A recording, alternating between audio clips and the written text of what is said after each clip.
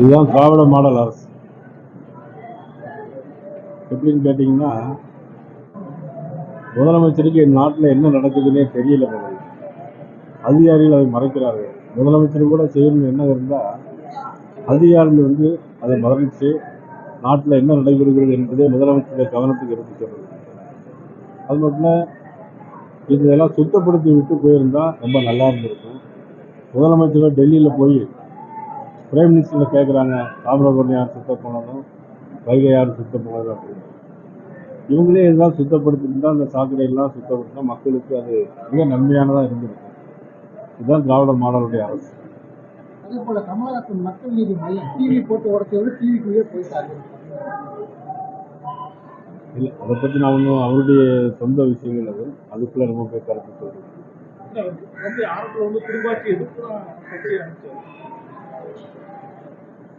வாரிசு அரசியல் இருக்கக்கூடாதுன்னு தான் முதல்ல எல்லாமே முதல் கொள்கையை வாரிசு அரசியல் இருக்கக்கூடாது அப்படின்னா ஒரு ராஜ்யசபா சீட்டு கொடுத்த உடனே வாரிசு அரசியல்லாம் இருக்கலாம் அப்படின்னு சொல்றாரு. தமிழ்ல இருந்து கன்னடம் பிறந்துச்சு அப்படின்னு சொல்றாரு. இப்ப இருக்கிற சக்லஸ் படம் கன்னடத்துல பயங்கரமான எதிர்ப்பு போடக்கூடாது. இல்லை, அவரவர்களுக்கு அவருடைய தாய்மொழி ரொம்ப முக்கியம். அதனால எந்த மொழி பெரியது என்று நம்ம சொல்றதுல கருத்து சொல்ல முடியாது. நம்முடைய தாய்மொழி நமக்கு முக்கியம், அதை தான் நம்ம சொல்லணுமே தவிர அது மட்டும் இல்லை. கமலஹாசன் அவர்கள் கன்னடத்தை பூர்வமாக கொண்ட ஒரு முதலமைச்சர் பிரச்சனை சொன்னாங்க.